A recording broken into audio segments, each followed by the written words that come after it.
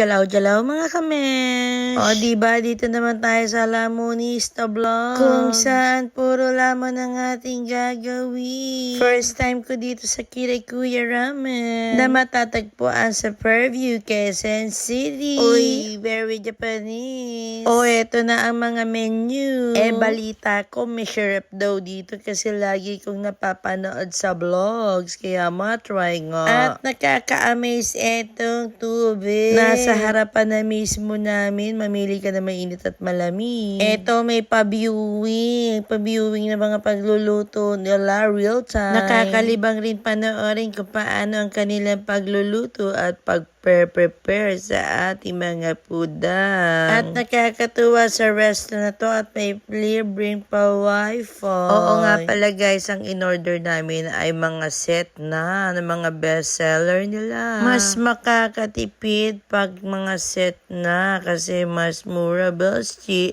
Total mas konti ang serving. Pero measure promise. Napakalasa.